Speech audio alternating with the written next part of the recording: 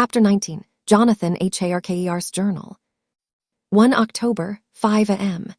I went with the party to the search with an easy mind, for I think I never saw Mina so absolutely strong and well.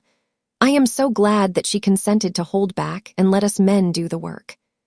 Somehow, it was a dread to me that she was in this fearful business at all. But now that her work is done, and that it is due to her energy and brains, and foresight that the whole story is put together in such a way that every point tells, she may well feel that her part is finished, and that she can henceforth leave the rest to us.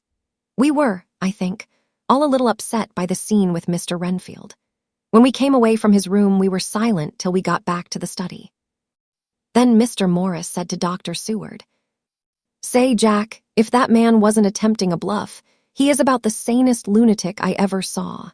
I'm not sure, but I believe that he had some serious purpose, and if he had, it was pretty rough on him not to get a chance."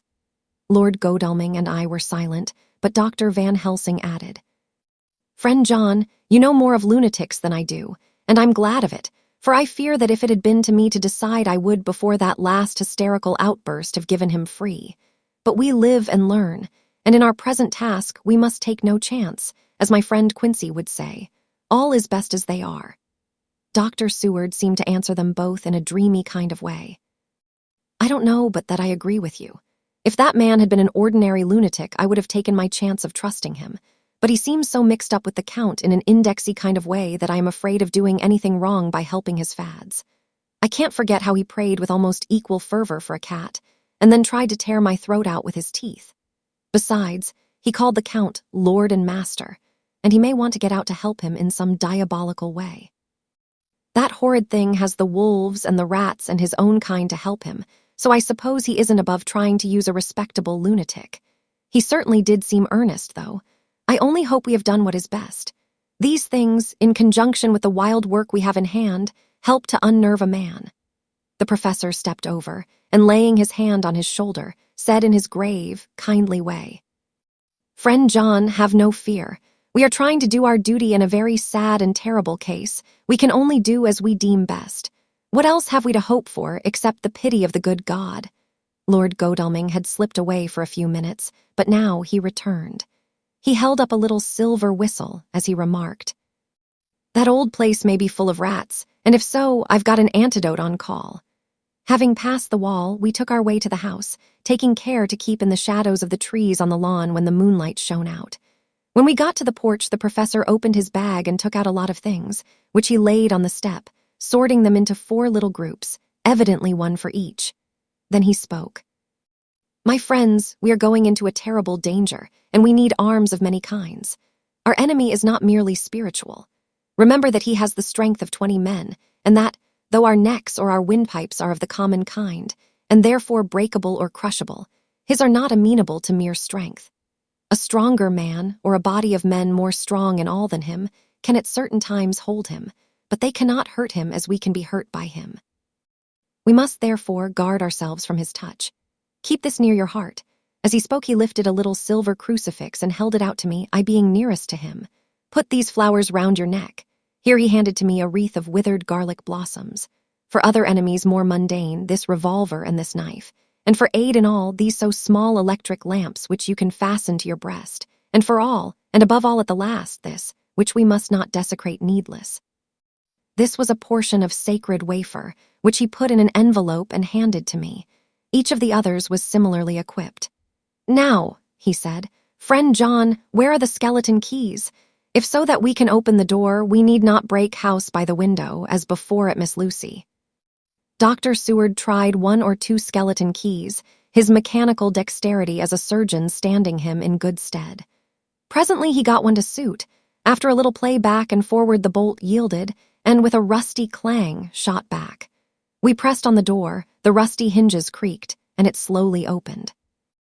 It was startlingly like the image conveyed to me in Dr. Seward's diary of the opening of Miss Westenra's tomb. I fancy that the same idea seemed to strike the others, for with one accord they shrank back. The professor was the first to move forward and stepped into the open door. "In manus tuas, Domine," he said, crossing himself as he passed over the threshold. We closed the door behind us, lest when we should have lit our lamps we should possibly attract attention from the road. The professor carefully tried the lock, lest we might not be able to open it from within should we be in a hurry making our exit.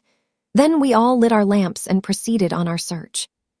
The light from the tiny lamps fell in all sorts of odd forms as the rays crossed each other, or the opacity of our bodies threw great shadows. I could not for my life get away from the feeling that there was someone else amongst us.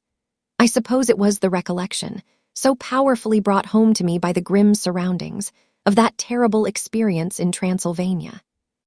I think the feeling was common to us all, for I noticed that the others kept looking over their shoulders at every sound and every new shadow, just as I felt myself doing. The whole place was thick with dust. The floor was seemingly inches deep, except where there were recent footsteps, in which on holding down my lamp I could see marks of hobnails where the dust was cracked. The walls were fluffy and heavy with dust, and in the corners were masses of spiders' webs, whereon the dust had gathered till they looked like old tattered rags as the weight had torn them partly down. On a table in the hall was a great bunch of keys, with a time-yellowed label on each. They had been used several times, for on the table were several similar rents in the blanket of dust, similar to that exposed when the professor lifted them. He turned to me and said, "You know this place, Jonathan. You have copied maps of it, and you know it at least more than we do. Which is the way to the chapel?" I had an idea of its direction, though on my former visit I had not been able to get admission to it. So I led the way, and after a few wrong turnings found myself opposite a low, arched oaken door, ribbed with iron bands. "This is the spot," said the professor, as he turned his lamp on a small map of the house, copied from the file of my original correspondence regarding the purchase. With a little trouble, we found the key on the bunch and opened the door. We were prepared for some unpleasantness, for as we were opening the door, a faint, malodorous air seemed to exhale through the gaps, but none of us ever expected such an odor as we encountered. None of the others had met the Count at all at close quarters, and when I had seen him, he was either in the fasting stage of his existence in his rooms or, when he was gloated with fresh blood, in a ruined building open to the air. But here the place was small and close, and the long disuse had made the air stagnant and foul. There was an earthy smell, as of some dry miasma, which came through the fouler air. But as to the odor itself, how shall I describe it? It was not alone that it was composed of all the ills of mortality, and with the pungent, acrid smell of blood, but it seemed as though corruption had become itself corrupt. Faugh! It sickens me to think of it. Every breath exhaled by that monster seemed to have clung to the place and intensified its loathsomeness. Under ordinary circumstances, such a stench would have brought our enterprise to an end. But this was no ordinary case, and the high and terrible purpose in which we were involved gave us a strength which rose above merely physical considerations. After the involuntary shrinking consequent on the first nauseous whiff, we one and all set about our work as though that loathsome place were a garden of roses. We made an accurate examination of the place, the professor saying as we began, "The first thing is to see how many of the boxes are left. We must then examine every hole and corner and cranny and see if we cannot get some clue as to what has become of the rest." A glance was sufficient to show how many remained, for the great earth chests were bulky, and there was no mistaking them. There were only 29 left out of the 50. Once I got a fright, for seeing Lord Godalming suddenly turn and look out of the vaulted door into the dark passage beyond, I looked too, and for an instant my heart stood still. Somewhere, looking out from the shadow, I seemed to see the high lights of the Count's evil face, the ridge of the nose, the red eyes, the red lips, the awful pallor. It was only for a moment, for, as Lord Godalming said, "I thought I saw a face, but it was only the shadows," and resumed his inquiry. I turned my lamp in the direction and stepped into the passage. There was no sign of anyone, and as there were no corners, no doors, no aperture of any kind, but only the solid walls of the passage, there could be no hiding place even for him. I took it that fear had helped imagination, and said nothing. A few minutes later, I saw Morris step suddenly back from a corner, which he was examining. We all followed his movements with our eyes, for undoubtedly some nervousness was growing on us, and we saw a whole mass of phosphorescence, which twinkled like stars. We all instinctively drew back. The whole place was becoming alive with rats. For a moment or two we stood appalled, all save Lord Godalming, who was seemingly prepared for such an emergency. Rushing over to the great iron-bound oaken door, which Dr. Seward had described from the outside, and which I had seen myself, he turned the key in the lock, drew the huge bolts, and swung the door open. Then, taking his little silver whistle from his pocket, he blew a low, shrill call. It was answered from behind Dr. Seward's house by the yelping of dogs, and after about a minute 3 terriers came dashing round the corner of the house. Unconsciously, we had all moved towards the door, and as we moved I noticed that the dust had been much disturbed. The boxes which had been taken out had been brought this way, but even in the minute that had elapsed the number of the rats had vastly increased. They seemed to swarm over the place all at once, till the lamplight, shining on their moving dark bodies and glittering, baleful eyes, made the place look like a bank of earth set with fireflies. The dogs dashed on, but at the threshold suddenly stopped and snarled, and then, simultaneously lifting their noses, began to howl in most lugubrious fashion. The rats were multiplying in thousands, and we moved out.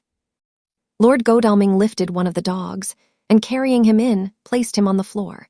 The instant his feet touched the ground he seemed to recover his courage, and rushed at his natural enemies. They fled before him so fast that before he had shaken the life out of a score, the other dogs, who had by now been lifted in the same manner, had but small prey ere the whole mass had vanished.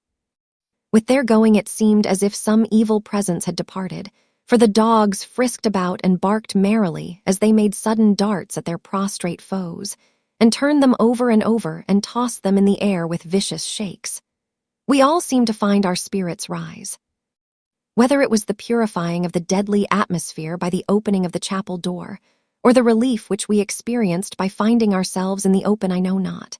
But most certainly the shadow of dread seemed to slip from us like a robe, and the occasion of our coming lost something of its grim significance, though we did not slacken a whit in our resolution. We closed the outer door and barred and locked it, and bringing the dogs with us, began our search of the house. We found nothing throughout except dust in extraordinary proportions, and all untouched save for my own footsteps when I had made my first visit. Never once did the dogs exhibit any symptom of uneasiness, and even when we returned to the chapel they frisked, about as though they had been rabbit hunting in a summer wood. The morning was quickening in the east when we emerged from the front. Dr. Van Helsing had taken the key of the hall door from the bunch and locked the door in orthodox fashion, putting the key into his pocket when he had done. "So far," he said, "our night has been eminently successful. No harm has come to us such as I feared might be, and yet we have ascertained how many boxes are missing. More than all do I rejoice that this, our first, and perhaps our most difficult and dangerous, step has been accomplished without the bringing thereinto our most sweet Madam Mina, or troubling her waking or sleeping thoughts with sights and sounds and smells of horror which she might never forget. One lesson, too, we have learned, if it be allowable to argue a particulary, that the brute beasts which are to the Count's command are yet themselves not amenable to his spiritual power. For look, these rats that would come to his call, just as from his castle top he summoned the wolves to your going, and to that poor mother's cry, though they come to him, they run pell-mell from the so little dogs of my friend Arthur. We have other matters before us, other dangers, other fears. And that monster, he has not used his power over the brute world for the only or the last time tonight. So be it that he has gone elsewhere. Good. It has given us opportunity to cry check in some ways in this chess game, which we play for the stake of human souls. And now let us go home. The dawn is close at hand, and we have reason to be content with our first night's work. It may be ordained that we have many nights and days to follow, if full of peril, but we must go on, and from no danger shall we shrink. The house was silent when we got back, save for some poor creature who was screaming away in one of the distant wards, and a low, moaning sound from Renfield's room. The poor wretch was doubtless torturing himself, after the manner of the insane, with needless thoughts of pain. I came tiptoe into our own room and found Mina asleep, breathing so softly that I had to put my ear down to hear it. She looks paler than usual. I hope the meeting tonight has not upset her. I am truly thankful that she is to be left out of our future work and even of our deliberations. It is too great a strain for a woman to bear. I did not think so at first, but I know better now. Therefore, I am glad that it is settled. There may be things which would frighten her to hear, and yet to conceal them from her might be worse than to tell her if once she suspected that there was any concealment. Henceforth our work is to be a sealed book to her, till at least such time as we can tell her that all is finished, and the earth free from a monster of the nether world. I dare say it will be difficult to begin to keep silence after such confidence as ours, but I must be resolute, and tomorrow I shall keep dark over tonight's doings, and shall refuse to speak of anything that has happened. I rest on the sofa, so as not to disturb her. 1 October later. I suppose it was natural that we should have all overslept ourselves, for the day was a busy one, and the night had no rest at all. Even Mina must have felt its exhaustion, for though I slept till the sun was high, I was awake before her, and had to call 2 or 3 times before she awoke. Indeed, she was so sound asleep that for a few seconds she did not recognize me, but looked at me with a sort of blank terror, as one looks who has been waked out of a bad dream. She complained a little of being tired, and I let her rest till later in the day. We now know of 21 boxes having been removed, and if it be that several were taken in any of these removals, we may be able to trace them all. Such will, of course, immensely simplify our labor, and the sooner the matter is attended to the better. I shall look up Thomas Snelling today. Dr. Seward's diary. 1 October. It was towards noon when I was awakened by the professor walking into my room. He was more jolly and cheerful than usual, and it is quite evident that last night's work has helped to take some of the brooding weight off his mind. After going over the adventure of the night, he suddenly said, "Your patient interests me much. May it be that with you I visit him this morning? Or if that you are too occupied, I can go alone if it may be. It is a new experience to me to find a lunatic who talk philosophy and reasons so sound." I had some work to do which pressed, so I told him that if he would go alone I would be glad, as then I should not have to keep him waiting. So I called an attendant and gave him the necessary instructions.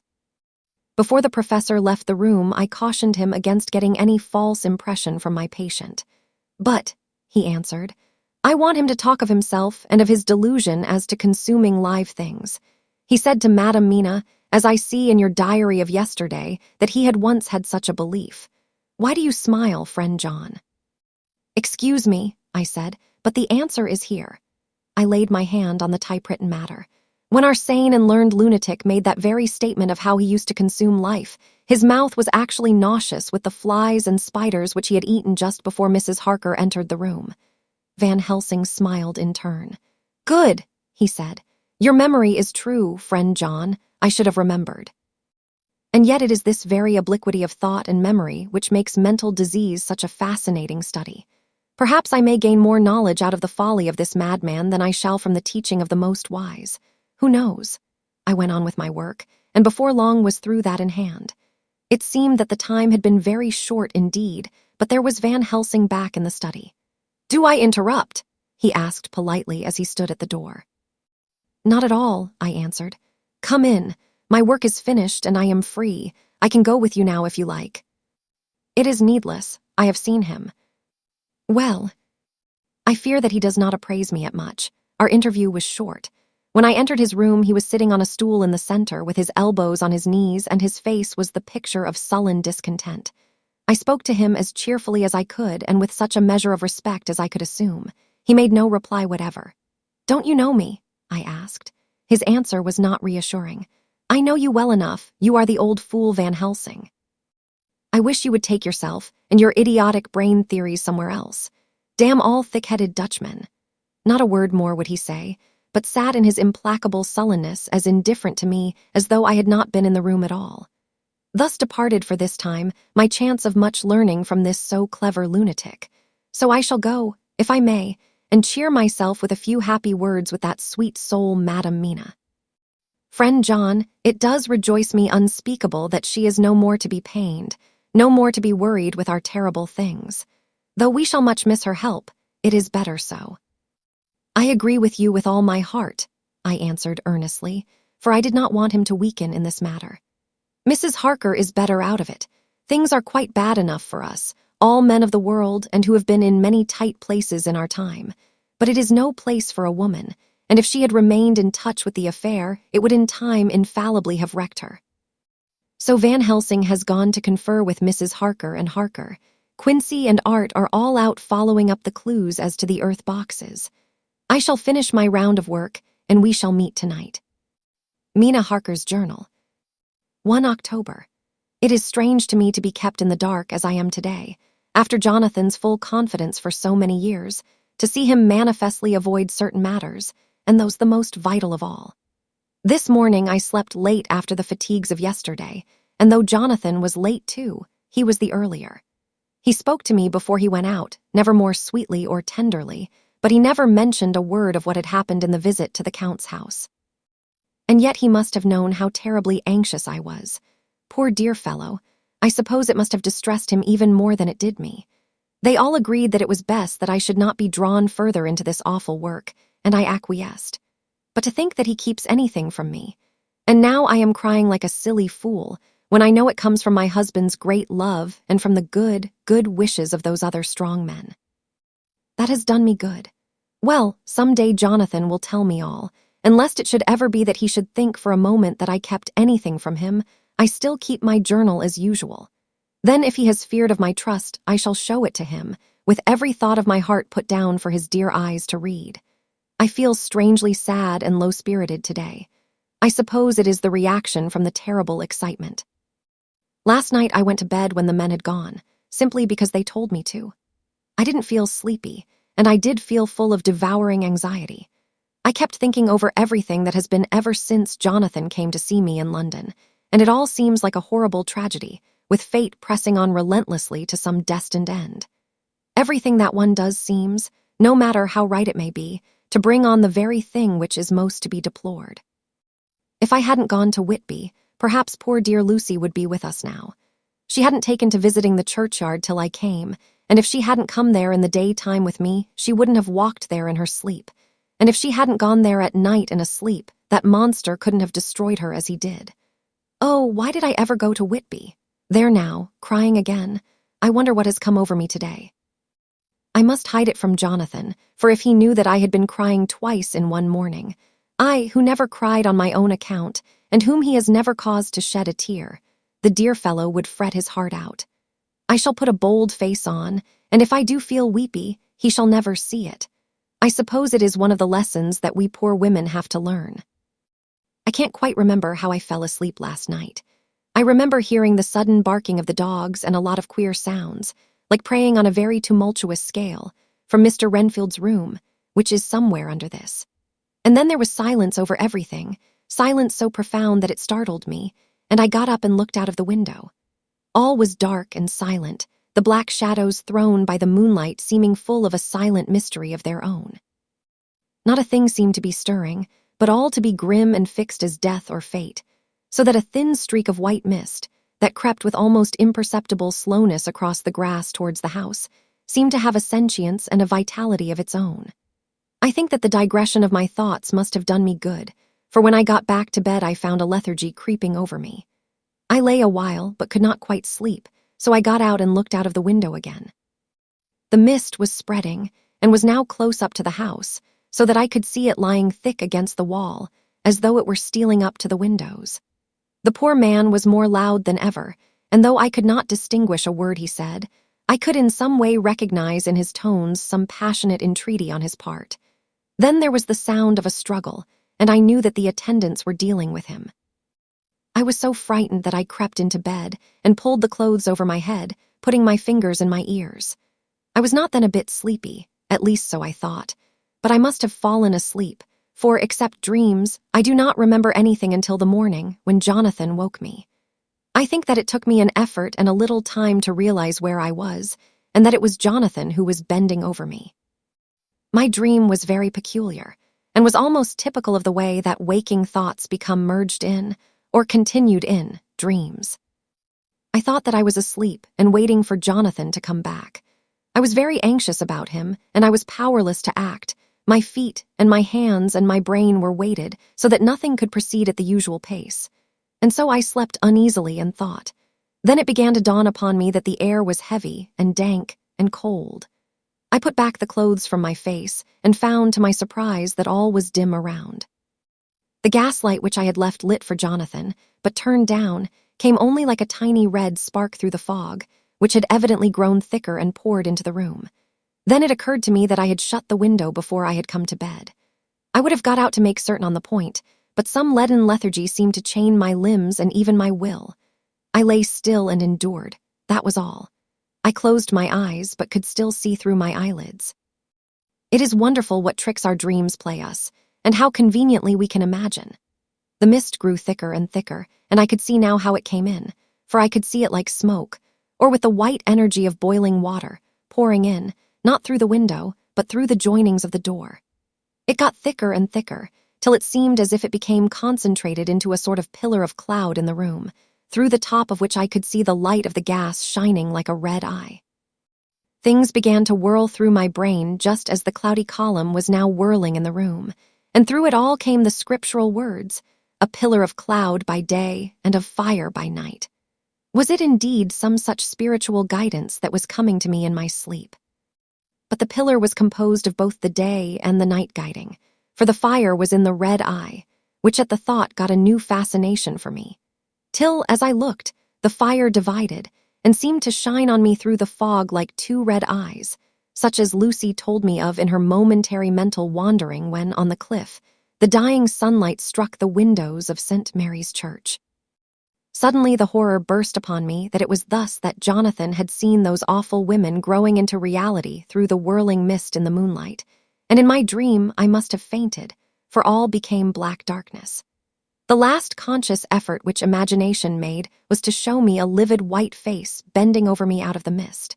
I must be careful of such dreams, for they would unseat one's reason if there were too much of them.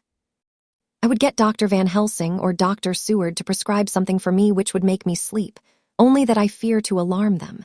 Such a dream at the present time would become woven into their fears for me. Tonight I shall strive hard to sleep naturally. If I do not, I shall tomorrow night get them to give me a dose of chloral. That cannot hurt me for once, and it will give me a good night's sleep. Last night tired me more than if I had not slept at all. 2 October 10 p.m. Last night I slept, but did not dream. I must have slept soundly, for I was not waked by Jonathan coming to bed, but the sleep has not refreshed me, for today I feel terribly weak and spiritless. I spent all yesterday trying to read or lying down dozing. In the afternoon, Mr. Renfield asked if he might see me. Poor man, he was very gentle, and when I came away he kissed my hand and bade God bless me. Some way it affected me much. I am crying when I think of him. This is a new weakness, of which I must be careful. Jonathan would be miserable if he knew I had been crying. He and the others were out till dinner time, and they all came in tired. I did what I could to brighten them up, and I suppose that the effort did me good, for I forgot how tired I was. After dinner, they sent me to bed, and all went off to smoke together, as they said, but I knew that they wanted to tell each other of what had occurred to each during the day. I could see from Jonathan's manner that he had something important to communicate. I was not so sleepy as I should have been, so before they went I asked Dr. Seward to give me a little opiate of some kind, as I had not slept well the night before. He very kindly made me up a sleeping draught, which he gave to me, telling me that it would do me no harm, as it was very mild. I have taken it, and am waiting for sleep, which still keeps aloof. I hope I have not done wrong, for as sleep begins to flirt with me, a new fear comes, that I may have been foolish in thus depriving myself of the power of waking.